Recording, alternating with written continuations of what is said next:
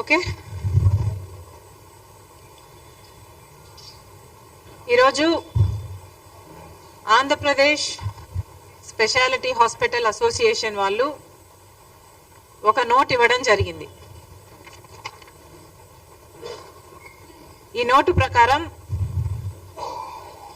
ఆరోగ్యశ్రీ పథకాన్ని ఇక వాళ్ళు నడపలేము అని వాళ్ళ హెల్ప్లెస్నెస్ ఈ నోటు ద్వారా తెలియజేయడం జరిగింది. ఈ నోట్ ఏం చెప్తుంది అంటే, దూదికి సూదికి కూడా డబ్బులు లేవు అని వీళ్ళ ఆవేదన వ్యక్తం చేయడం జరిగింది. దీని సారాంశం ఏమిటి అంటే, ఇప్పటికీ వీళ్లకు అన్ని ప్రైవేట్ హాస్పిటల్స్ అన్నిటికీ కూడా కలుపుకుంటే ఇప్పటికీ వీళ్లకు చెల్లించాల్సిన బకాయిలు 3,000 కోట్ల రూపాయల దాకా ఉంది అని, ఈ బకాయిలు చెల్లించకపోతే మేము హాస్పిటల్స్ ఎలా నడుపుకోవాలి, మాకు సూదికి దూదికి కూడా డబ్బులు లేవు, ఇన్ని నెలలు పేమెంట్స్లో వెనక పడితే మేము లోన్స్ తెచ్చుకొని, వడ్డీలకు లోన్స్ తెచ్చుకొని, ఓవర్ డ్రాఫ్ట్లు తెచ్చుకొని ఇంతవరకు నడుపుకుంటూ వచ్చాము.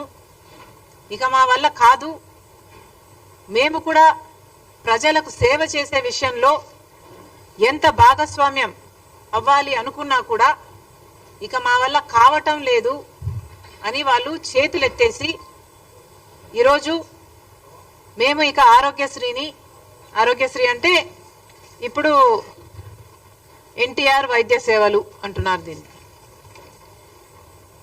మేము ఇక నడపలేము, చేయలేము అని వీళ్ళు అల్టిమేటం ఇవ్వడం జరిగింది.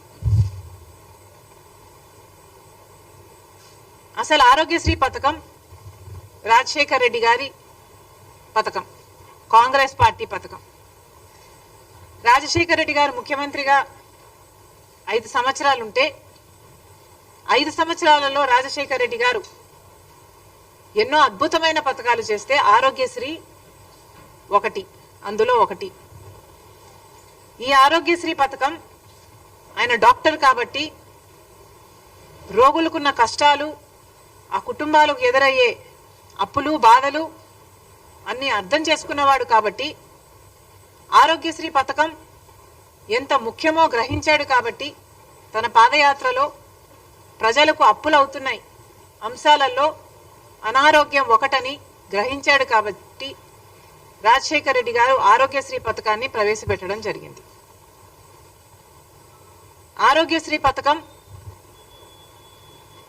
ఒక మన రాష్ట్రంలోనే కాదు, ఎన్నో ఇతర రాష్ట్రాలలో కూడా ఇది అద్భుతమైన పథకము అని దీన్ని సర్టిఫై చేస్తూ ఎన్నో పక్క రాష్ట్రాలు కూడా దీన్ని కాపీ చేయడం జరిగింది. ఈరోజు మన భారతదేశంలో ఆయుష్మాన్ భారత్ అయినా, యుఎస్ లాంటి దేశాలైనా ఇలాంటి ఎన్నో ఈ ఆరోగ్యశ్రీ పథకాన్ని కాపీ చేయడం జరిగింది. అలాంటి ఆరోగ్యశ్రీ పథకం ఈరోజు ఏ స్థితిలో ఉందో, ఎంత దుస్థితి ఉందో ఒకసారి గమనించమని కోరుతున్నాం. వీళ్ళు ఈ లేఖలో చెప్పిన ప్రకారము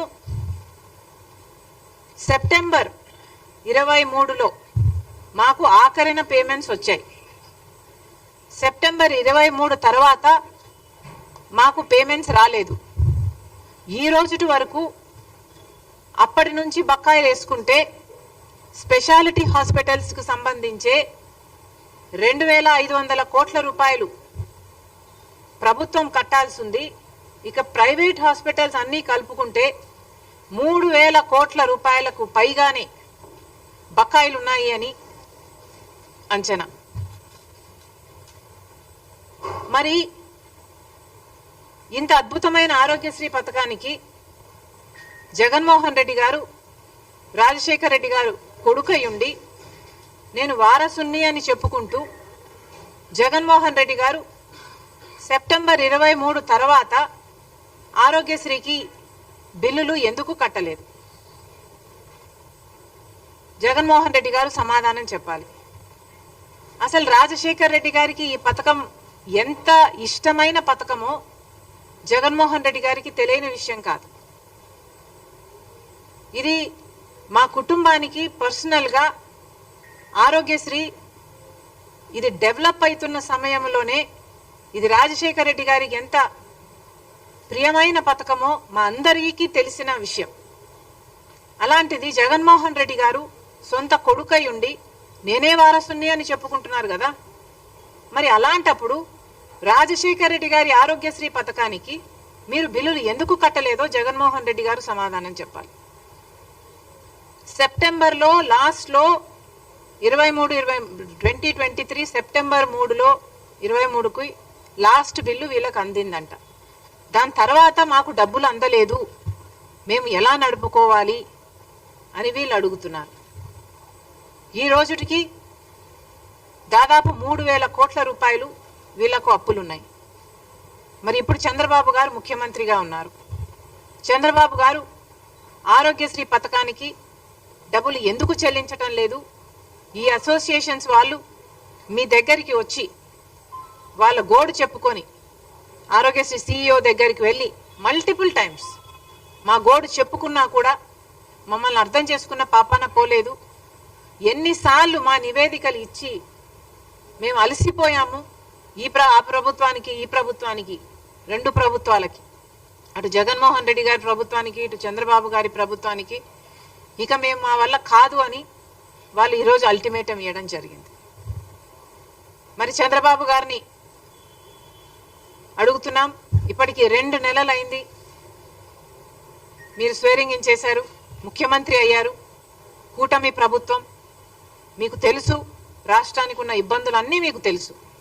అయినా రాష్ట్ర భవిష్యత్తు నాది బాధ్యత అని మీరు భుజాన వేసుకొని కూటమి ప్రభుత్వం నేను చేయగలను, నాకు 40 ఏళ్ళ ఎక్స్పీరియన్స్ ఉంది అని మీరు చెప్పి అధికారంలోకి వచ్చారు. భవిష్యత్తు బాధ్యత నాది అని మీరు చెప్పి అధికారంలోకి వచ్చారు. మరి కూటమి ప్రభుత్వం మీద అయినప్పుడు, ఎన్డీఏ ప్రభుత్వంలో మీరు ఉన్నప్పుడు ఇక్కడున్న మీ ఎంపీలే కాదు, ఆఖరికి వైసీపీ ఎంపీలు కూడా ఎన్డీఏలోనే ఉన్నారు. అందరూ కలిస్తే 25 మంది ఎంపీలు. బీజేపీ పార్టీ మన ఎంపీలను వాడుకుంటుంది. మరి ఇలాంటప్పుడు మనకేం చేస్తున్నారు వాళ్ళు? మనకు కనీసం ఆరోగ్యశ్రీకి కూడా బిల్లులు ఇచ్చుకోలేని స్థితిలో మనం ఉన్నాము. ఉంటే ఎన్డీఏ ప్రభుత్వం ఏం చేస్తుందో చంద్రబాబు గారు, బీజేపీ పార్టీ సమాధానం చెప్పాలి. మళ్ళీ చెప్తున్నాం, ఆరోగ్యశ్రీ పథకం అన్నది అద్భుతమైన పథకం. ఎవరు మొదలు పెట్టారు అన్న విషయం పక్కన పెడితే, as a scheme Aarogyasri is an excellent scheme. దేశ విదేశాలలో ఎంతో మంది దీన్ని మళ్ళీ ఎమ్యులేట్ చేయడం జరిగింది. కారణం, ఇది ఎంతో మంది పేద ప్రజలకు ఆసరా ఇచ్చే పథకం కాబట్టి ఈ ఆరోగ్యశ్రీ పథకాన్ని రక్షించాల్సిన బాధ్యత ప్రతి నాయకునికి ఉంది, ఇర్రెస్పెక్టివ్ ఆఫ్ పార్టీస్. ఎవరు అధికారంలోకి వచ్చినా కూడా. నాకైతే ఆశ్చర్యంగా ఉంది, జగన్మోహన్ రెడ్డి గారు సెప్టెంబర్లో బిల్లులు చెల్లించారు, ఆ తర్వాత ఆరోగ్యశ్రీకి బిల్లులే చెల్లించలేదు అని. అసలు ఆరోగ్యశ్రీకే కాదు, ఫీజు రీయింబర్స్మెంట్ కూడా బకాయిలు ఉన్నాయి. అసలు జగన్మోహన్ రెడ్డి గారు, రాజశేఖర్ రెడ్డి గారు తలపెట్టిన జలయజ్ఞంకు కూడా 54 ప్రాజెక్టులు రాజశేఖర్ రెడ్డి గారు తలపెడితే 12 ప్రాజెక్టులు రాజశేఖర్ రెడ్డి గారు పూర్తి చేస్తే 42 ప్రాజెక్టులు మిగిలిపోయిన ప్రాజెక్టులను నేను 6 నెలల్లో పూర్తి చేస్తాను అని చెప్పిన జగన్మోహన్ రెడ్డి గారు, నేనే వారసుని అని చెప్పుకుంటున్న జగన్మోహన్ రెడ్డి గారు, మరి రాజశేఖర్ రెడ్డి గారి జలయజ్ఞం ప్రాజెక్టులు మీరు ఎందుకు పూర్తి చేయలేదు? మీరు సమాధానం చెప్పాల్సిన అవసరం ఉంది. మీరు రాజశేఖర్ రెడ్డి గారికి ఇంత ప్రియమైన ఆరోగ్యశ్రీ పథకానికి కూడా బిల్లులు చెల్లించలేదు. జగన్మోహన్ రెడ్డి గారి విషయం పక్కన పెడితే ఇప్పుడు చంద్రబాబు గారు ముఖ్యమంత్రిగా ఉన్నారు. Irrespective of parties, this is an excellent scheme. Chandrababu గారికి ఆరోగ్యశ్రీని రక్షించాల్సిన బాధ్యత ఎంతైనా ఉంది. ఆరోగ్యశ్రీ మన ప్రజలకు ఎంతో పనికొచ్చే పథకం కాబట్టి చంద్రబాబు గారు వెంటనే జోక్యం చేసుకోవాలి. మళ్ళీ చెప్తున్నాం, ఎన్డీఏకి మన అందరు ఎంపీలు 25 మంది ఎంపీలు పార్టీలకు అతీతంగా మొత్తం అందరూ ఊడిగలు చేస్తున్నారు బీజేపీ పార్టీకి. మరి అలాంటప్పుడు కనీసం ఆరోగ్యశ్రీని కూడా బతికించుకోలేకపోతే మరి ఇంతమంది ఎంపీలు బీజేపీకి ఇచ్చి ఏమి లాభం? చంద్రబాబు గారు ఎలాగైనా చేసి ఏం చేస్తారో తెలియదు. రాష్ట్రం ఈ బడ్జెట్ నుంచి ఇస్తారో కేంద్రం నుంచి తెస్తారో ఏమి చేస్తారో ప్రజలకు అనవసరము. కానీ ఆరోగ్యశ్రీని బతికించాలని కాంగ్రెస్ పార్టీ డిమాండ్ చేస్తుంది. ఇప్పటికీ వీళ్ళకి ఈ అసోసియేషన్కే 2,500 కోట్ల రూపాయలు బకాయిలు ఉన్నారంట. ఇది కాకుండా మిగతా ప్రైవేట్ హాస్పిటల్ అన్ని కలుపుకుంటే ఇంకొక 500 కోట్లైనా ఉంటుంది అనే అంచనా. ఆ 3,000 కోట్లను చంద్రబాబు గారు ఏ పద్ధతిలో తీరుస్తారు, ఎప్పుడు తీరుస్తారు? వీళ్ళని పిలిపించండి, మాట్లాడండి, వీళ్ళకు భరోసా కల్పించండి. కనీసం 15-20% ఇప్పుడు వెంటనే రిలీజ్ చేయండి. మిగతాది ఏ ఫేజెస్లో రిలీజ్ చేస్తారో వాళ్ళకు భరోసా కల్పించండి. ఈ ప్లాన్ మొత్తం డ్రాఫ్ట్ అవుట్ చేయండి. ఈ నెలంతా మీరు టైం తీసుకోండి, దీని మీద వర్కౌట్ చేయండి.